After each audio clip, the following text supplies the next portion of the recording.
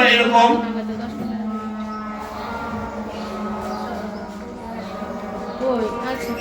এরকম না? এখানে নাম, পিতার নাম, ঠিকানা, বাবা লেখা, এখানে ছবি, এভাবেই তো ওই সাইডেও থাকে।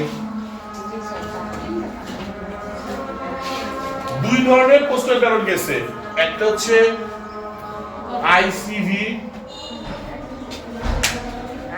ইন্টারন্যাশনাল, যারা বিদেশি ভোটার, বিদেশ থেকে প্রবাসী ভোটার, আর হলো ওসিপিবি যেটা আমরা, হ্যাঁ,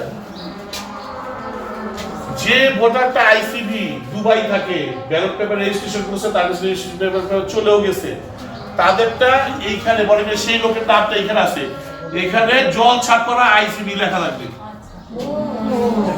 আর আপনি সালেহা খাতুন, আপনি ওসিপিবি, আপনি দেশীয় ভোটার, আপনারটা এখানে লেখা থাকবে ওসিপিবি। চিহ্ন দেয়া হয়েছে কি না হয়েছে কথাটা, জল ছাপ দেওয়া থাকবে আইসিবি ওসিপিবি। এই ভোটার তালিকা বলতে গেলে আপনি দেখবেন যে 2-3 পাতা পর একটা পাইতেছেন আইসিবি ওসিবি। তারপরে তাদের পোস্টাল ব্যালট ইস্যু হয়েছে, সে ভোট দেখ বা না দেখ, এখন যদি ওই ওসিবি তো বাংলাদেশি থাকে, সেই সালেহা আপা যদি রুমে ঢুকে পায় যে আমি ভোট দিতেছি, কত সিরিয়াল 76 ঢুকে দেখলে জল ছাপ দেওয়া আছে ওসিবি, তখন তারা বলবেন যে কয়বার দিবেন ভোট, আমি ভোট দিচ্ছি, আপনি জানেন কেমনে, দেশ তো আগাইছে আমরা জানি, আপনারা পোস্টাল ব্যালট গেছে ওইটাই ভোট দেন, আপনার কেন্দ্রে ভোট দেওয়ার কোনো নাই।